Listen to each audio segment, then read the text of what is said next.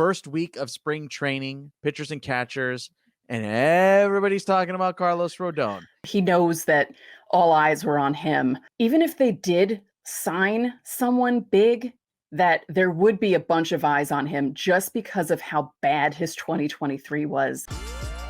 You are Locked On Yankees, your daily New York Yankees podcast. Part of the Locked On Podcast Network, your team every day.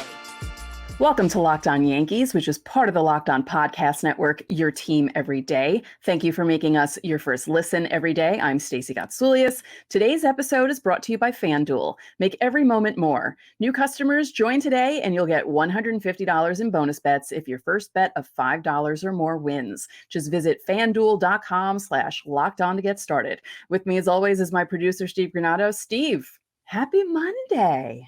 Happy Monday, Stace. We got a whole bunch of stuff to talk about here today because spring training in full swing.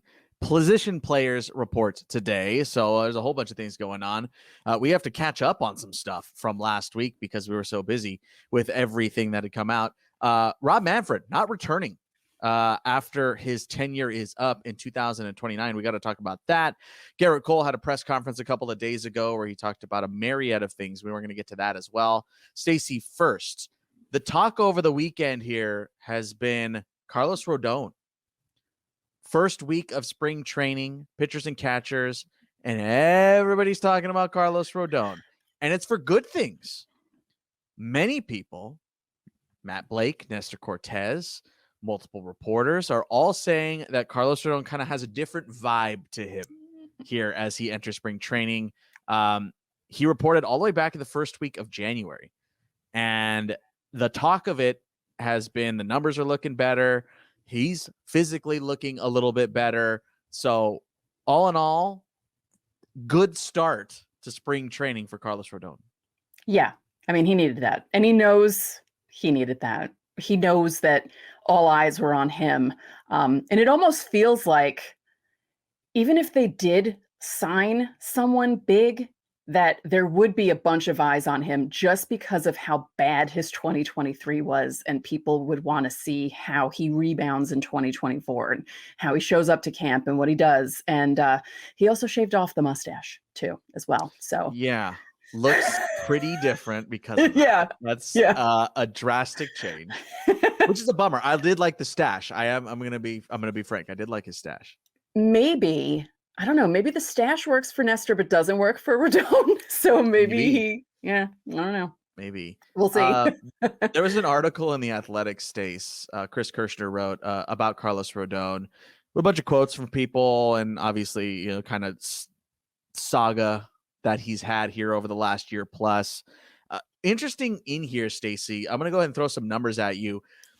This time last spring versus this time this spring. This is coming from pitching coach Matt Blake. Here are the numbers for Carlos Rodon. In his pens, he last year was throwing 85 to 88. Right now, he's throwing 88 to 90. Last year during live batting practice, he was throwing 88 to 91. This year, he's throwing 94 to 95. He was topping out last year at this time in spring training at 92. This year, he touched 97. That is a big, big, big difference. 5 miles an hour difference on pretty much all of these numbers. Stacey, that's huge. Tremendous. Just tremendous.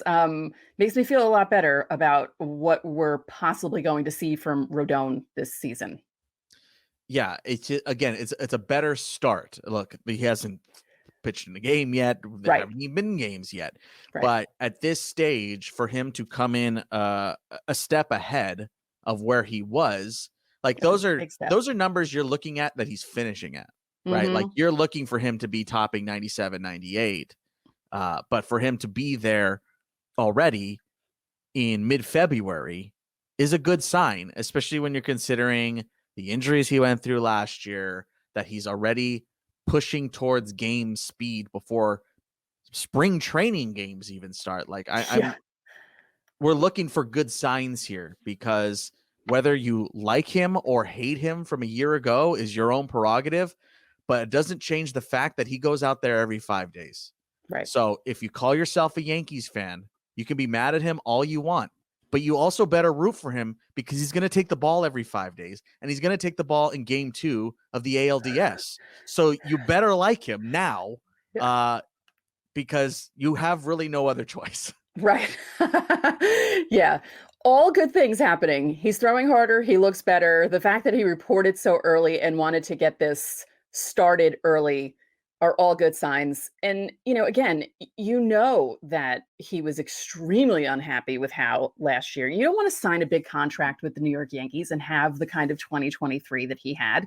And this is all good stuff. These are all good first impressions. And again, baseball is a marathon, not a sprint, but it is kind of important how you start. So this is really, really good. And like you said, you may not like the guy, but you need to root for him to do well because you need him to step up and be the number 2. Yeah, we had said it last week, I believe, right before pitchers and catchers reported, that the 2 most important people on this team essentially are Carlos Rodon and Nestor Cortez, because the season kind of hinges on their health and their performance here at this point.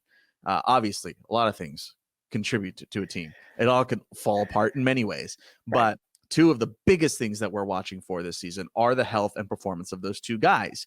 And when it comes to Carlos Rodon, it's better that you start like this than you start the spring training, you report and go, "Oh, my back doesn't feel great." And you go, "Oh, right. Here we go again." Right. Like you don't want to start there. Yeah. Also in that Athletic article, Kirshner pointed out, Stacey, that Matt Blake had talked a little bit about Carlos Rodon's delivery from a season ago. We had detailed it out throughout the offseason, how strange it was that Rodon had very similar, like, scientific numbers of his pitches last season. And they confirmed that they were kind of flabbergasted by that as well. And what they landed on, Stacey, according to this article, is Matt Blake landed on that his delivery was a little bit off from 2023 as opposed to 21 and 22. And Carlos Rodon also himself said, "Yeah, I felt a little different the way my delivery was performing in last season." Most notably, they're saying that his torso was pointed toward the hitter earlier than it should be, which gives better vision to the pitch. So batters were seeing the ball earlier while the ball was still doing the same stuff. They were able to see it longer, which of course is everything as a batter. So that's huge. That's massive that they're able to identify a problem because now they can go ahead and try and correct it. I wonder if it was that start against Kansas City that he didn't even escape with an out. Like borderline, I mean, hopefully we can say this moving forward, low point of his career. Like that very much could be the lowest point of his major league career. That was atrocious. It's Kansas City. No offense to Kansas City, but they were not a good team last year. And the way they were teeing off on him in that inning was just on top of how bad his season had gone. For that to be everyone's last impression of him before the end of a season where they don't make the playoffs, it was just complete disaster. Nestor also called it, quote, night and day where he was from last year to where he is right now. So again, all these are good things. Whether this turns into success on the field is to be seen. We're going to have to wait a couple of months to figure out if this is going to be a good thing overall or if it's just fluff and smoke. But right now, it's looking better. I'm not saying it's looking great. There's still so much to prove. But it seems like he might be up to the task. At least he has set himself up to try and be up to the task right now. I hope he is. And I hope my bold prediction is correct. Yeah, I hope so. Let us know how you're feeling about this in the comment section, guys. I know that there are a lot of varying opinions in the Yankees fan base, not just overall, but even here on our own channel, in our own community, that a lot of people feel one way or the other about Carlos Rodon. Again, you don't have to like him, but you're kind of going to have to root for him. So let us know how you feel about that in the comment section. Of course, leave your Fan Mail Friday questions as well in the comment section. Reply to that pinned comment you see down there below, and you can submit a question for Fan Mail Friday. If you want to guarantee an answer to your question, all you got to do is sign up for the Locked On Yankees Insiders Club. Yes, there's a link in the episode description. There's a 14-day free trial. You get text messages with all roster moves, information coming your way nearly every day now that spring training is up and running. Check it out for 14 days in the episode description. All right. Gerrit Cole spoke to the media to open up spring training. What did he say? What's important? We're breaking that down next.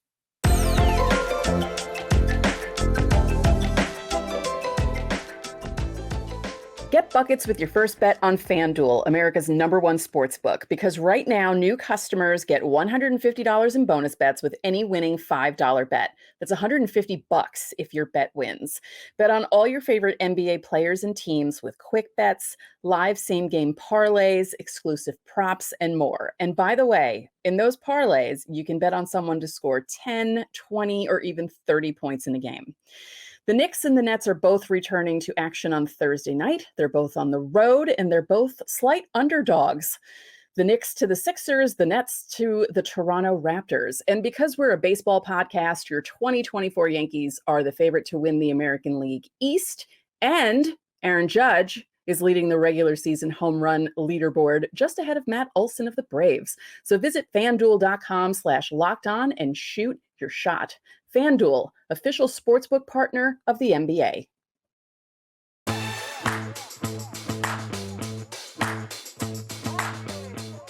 Back on this Monday edition of Locked On Yankees. Don't forget to check out Locked On Sports Today here on YouTube. Of course, if you're looking for the top stories and the top shows every day, 24/7, it's called Locked On Sports Today. Check it out. It's always streaming. Stacey, Gerrit Cole speaking to the media here a couple of days. We had a couple of clips we wanted to get into. Gerrit Cole was asked, of course, a bunch of questions, but for this first clip about what his contingency plan was moving forward as he gets older and how he plans to attack hitters. Take a listen.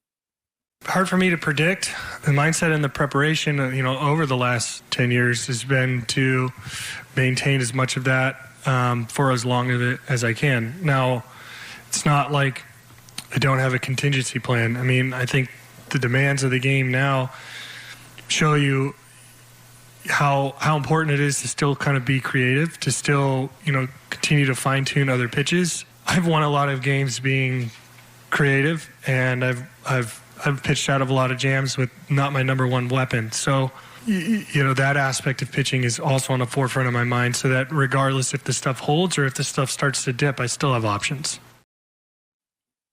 All these clips are coming from Yes Network, by the way. Stacey, we were talking about this on the show the other day, and this is something we talked about a lot throughout the season, especially when Gerrit Cole had his not Gerrit Cole type games where he's striking out 10 over 6 of one-run baseball. Like, he wasn't doing those types of games. He was having those, well, I got through 5 today.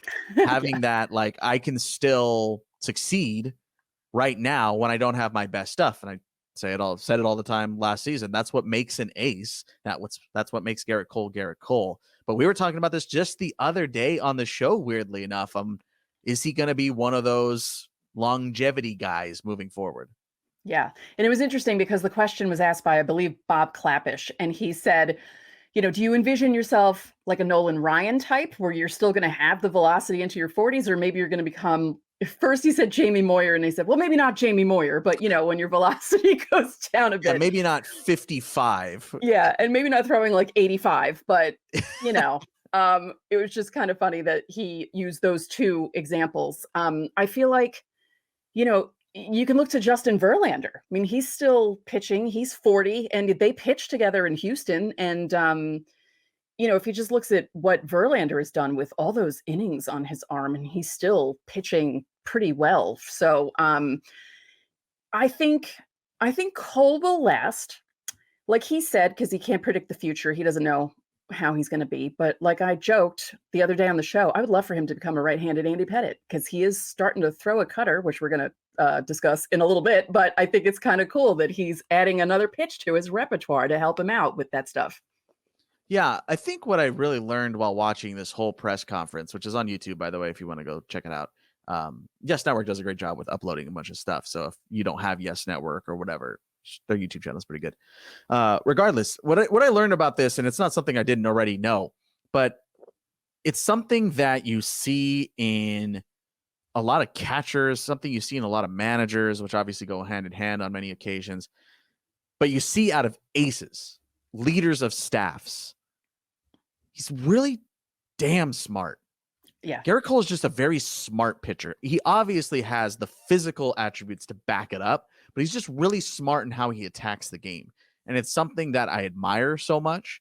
And I think as a lot of people, anybody who is around Gerrit Cole, they're always talking about like, man, like that's a leader, that's an ace. And it's very interesting to learn from him, just to see where his brain is at, how it ticks. It's really interesting to me.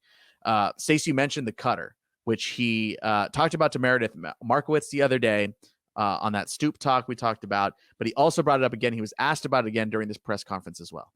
The inception of the pitch was just to try to give us another weapon on days where, maybe number one and number two weren't working great. And I had really worked on it for about a year, and, including the first half of the season at that point, probably about just over a year or so on the pitch. Showing some flashes of it being consistent. When you're calculating your probability and, out there in terms of what your pitch selection is going to be, you're not often trying to get, when things are going well, you're not going to get beat on something that's not really sharp or something that's inconsistent that day. Now, with that said, at the second half, it started to pick up consistency, and it started to become really a viable pitch for us, both in terms of the ability to throw strikes and the ability to create the type of movement that we were looking for. And then the results spoke for itself. So it slowly moved up the chain. Certain days, especially, to where it was a number one or a number two weapon for the day.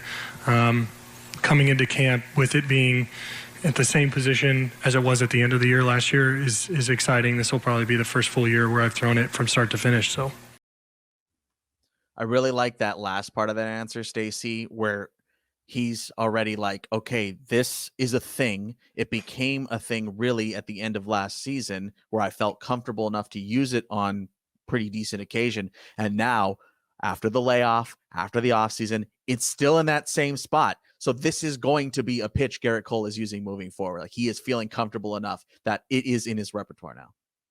So now Gerrit Cole has a cutter that he likes to use right after he won a Cy Young. So have fun with that, American League East and West and Central and everyone else that he pitches against. I don't envy being a major league hitter. Like, it's just, when we've talked a lot about how he uses his stuff, right? Especially that fastball, to be able to pair another hard pitch with that, right? You think of, we've talked a lot about Japanese style of pitching here on this show, right? Especially with the Yamamoto rumors for the Yankees and all that. We've talked a lot about it. And what makes Japanese pitching so successful on many occasions is the prolificacy, if that's a word, of the splitter, right? And the splitter building off of a fastball. Cutter has the same exact idea. It's building off of the fastball. And when you have already an elite fastball, to be able to kind of parlay that into another pitch, like, that's just not just a weapon, but potentially one of the better weapons in all of the American League. So he was already the best, and now he's adding something that could be just as good, if not better, because it has potential more movement on his best pitch. That makes it exponentially more scary. Again, I don't envy any of those guys that have to face him now, because adding that is just, wow. It's gonna be fun to watch. Yeah. And it's gonna be fun to watch how he uses it. And like he said, if certain things aren't working, but that's working, that'll become his number one or number two pitch. And it's just like the sequencing is gonna be like, I'm really gonna keep an eye on that this season during his starts, because I always say how much I love pitching, but now I'm really going to be paying attention to this now that he's added that cutter. Yeah, it's going to be, it could be a potential game changer for him. And you don't really see guys at this stage and at that success rate adding stuff. You don't see that too regularly. No. So just watch out for that.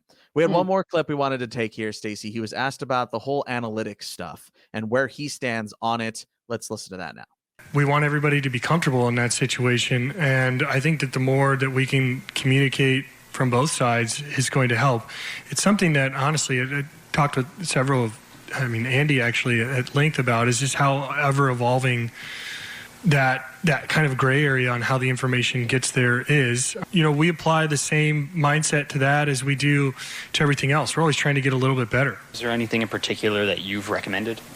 Not necessarily in particular. I'm just here to give feedback on what things are going on the ground and represent a perspective that hopefully is helpful. Stacey, we've kind of ad nauseum on the analytics thing, and every day is know where we stand on that. But at this stage, I think what was interesting there is we kind of get confirmation on how the offseason kind of started. Remember, there was that meeting down in Tampa, and it was supposed to be Gerrit Cole and Aaron Judge there, and it was only Aaron Judge there. So it still feels like Gerrit Cole has taken a pretty hands-off approach when it comes to this kind of stuff. And he's kind of more of like, if you come to me, I'll let you know, but I'm not going to go out of my way. Yeah. Yeah. It's interesting. I thought it was interesting that they asked him about it. And I believe the Andy he's referring to is Andy Martino, because I think he was talking to Andy Martino about it. Yeah, I thought it was interesting the way he said that they have to do a better job of coming to them, and they also have to do a better job of like looking at the analytics. Like both sides have to come together. Some responsibility on it, right? Yeah, yeah. Analytics aren't a bad thing. It feels like analytics are a dirty word for some people, but they're not. They're really helpful. The right analytics are helpful for a team and for individual players and to figure out certain things. And, you know, if they can get everything right, it'll help the team. I'm gonna let you know right now, analytics have been around in baseball for 150 years. Well, yes, obviously, but yeah, you know what I mean? So I know, I'm just telling everybody out there, 150 years minimum. We've been tracking baseball mathematically. Yes. More than that. Baseball's been around for over 200 years, man. Like that's basically what analytics are. It's just the fancier stuff that everyone freaks out over. But yeah. You could have said the same thing about on-base percentage when it was invented. Like I was so excited when I learned what on-base percentage was, and then when I learned what OPS was, and I was explaining it to my dad, and he was like, "Oh, that newfangled stuff." Like he just, and then before he passed away, he was watching the Brian Kenny show, the Clubhouse. What was that thing called on MLB? And he was totally into all the numbers. So Clubhouse Confidential. Yes. So if Gus could have been converted from someone who was like this to stats to someone who was interested in them, you all can do the same. If you want to watch the rest of that press conference, it's about half an hour long or so, or 20 minutes, something like that. I can't remember, but it's on YouTube again. Just find the Yes Network. All right. Rob Manfred's not coming back after his term as commissioner is up in 2029. We got to dive into that next.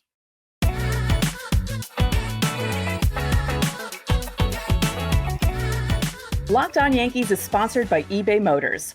Passion, drive, and patience. What brings home the winning trophy is also what keeps your ride or die alive. eBay Motors has everything you need to maintain your vehicle and level it up to peak performance. From superchargers, roof racks, exhaust kits, LED headlights, and more. Whether you're into speed, power, or style, eBay Motors has got you covered.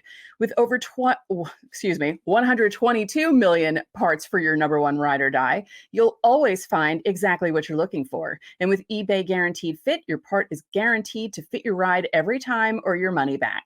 Because with eBay Motors, you're burning rubber, not cash. With all the parts you need at the prices you want, it's easy to turn your car into the MVP and bring home that win. Keep your ride or die alive at ebaymotors.com.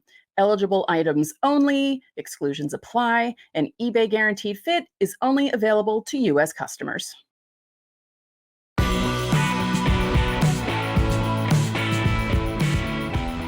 Back now on today's Locked On Yankees Monday edition of the show. Stacey, some news came out a couple of days ago that we haven't had a chance to talk about because pitchers and catchers are reporting, so we had to get all that stuff out of the way first. But Rob Manfred's not coming back after his term is up in January of 2029. He kind of talked on a whole bunch of things, but just your reaction overall in general to not seeking a second term. Obviously, Bud Selig was there for a good chunk of time. So for Rob Manfred to just go one and done is a little departure here in recent baseball history. Yeah. He's not well liked by fans. And I think maybe, I don't know if that has anything to do with it. Because I mean, Gary Bettman is always booed at NHL events and he doesn't care. The NHL hates him. NHL fans hate Gary Bettman. Loathe him. So I don't think that has anything to do with it. I think maybe he just wants to do something else. But it just kind of cracked me up because, I didn't know how long the terms lasted. And the first thing I saw was that he's not coming back. And I'm like, oh, wow. Like, how soon is that? And it was 2029. I thought, but then again, I mean, 2019 feels like it was, 5 minutes ago and it was 5 years ago. So maybe the next 5 years will go just as fast. Hopefully there won't be another pandemic. Also a little premature, right? Like that's kind of like, Yeah. early to be like, nope, I'm not coming back. You're like, whoa, okay, geez. Yeah. Why so far in advance? I don't understand why. Like, what's the 5-year notice? This, you know what this feels like? This feels like the Tonight Show thing with Conan and Jimmy Fallon and Jay Leno. Like, oh, Conan's going to take over in 5 years. That's kind of what it felt like. Like, why are you announcing this now? Yeah. Again, he talked on a whole bunch of things. You can read further on that kind of stuff if you really want to go check up on how he feels about where the game is at. Look, I'm going to be real with you. Like, there are things that have happened in Rob Manfred's tenure that are good for baseball. And there are things in Rob Manfred's tenure that are bad for baseball and that are bad for growing the sport. And look, no commissioner is perfect. I think what I have learned during this tenure so far, I think the biggest thing I'm taking away from it is, I don't know, maybe I never really thought about it before with Bud Selig, but they work for the owners. And when a lot of things that owners do don't necessarily coincide with the fans, I can only get so mad because I'm like, well, look who he works directly for. Yep. I think when I'm thinking back, and I wanted to ask you about this too, Stacey, when I'm going to be thinking back on Rob Manfred's tenure, the things that are going to stick out to me are some of his kind of propaganda type things he did during the lockout. There was a lot of that. I don't want anybody to ever forget that. If you lived through that, just go back and rewatch those press conferences, because there was a lot of, remember that first statement that got pushed out when it hit midnight and the deal ran out and everything disappeared off of MLB.com and a statement from Commissioner Rob Manfred came out. You're like, whoa, this is weird, dude. It was really weird. But to go from that to we're negotiating in good faith and like all this stuff, I was just like, no. I think what really is going to stick with me the most is Oakland. Oakland is always going to stick with me. It has been a terrible handling of the situation, and it continues to be to this day. It is not even remotely close to cleaned up.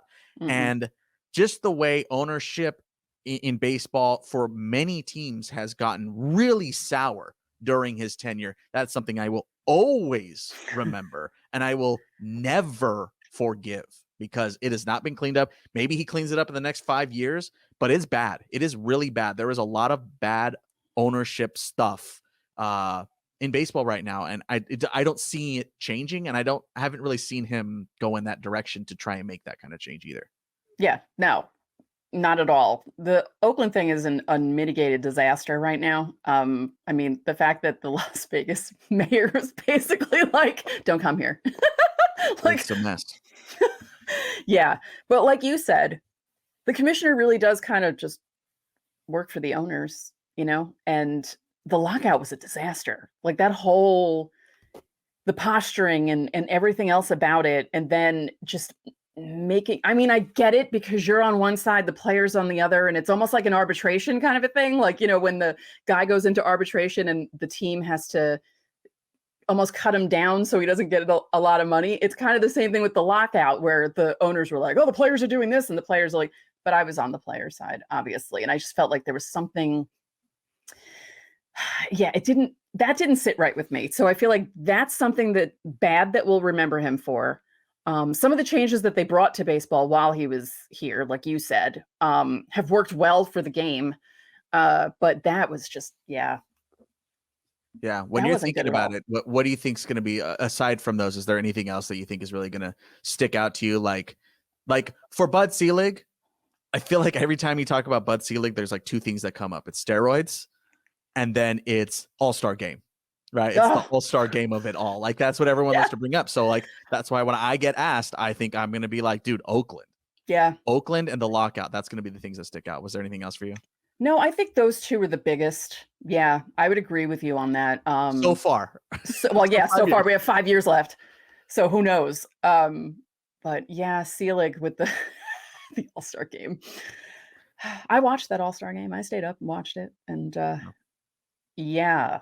Hopefully Manfred doesn't have anything like that, like a third thing. He doesn't have time for a third bad thing to happen because he gave us 5 years notice. So you totally do. Let us know how you're feeling about Rob Manfred. This announcement, I don't know, early candidates for commissioner of Major League Baseball, feel free to say me. I'm completely fine with being commissioner of Major League Baseball. Paul I don't think Giamatti. the owners would approve that.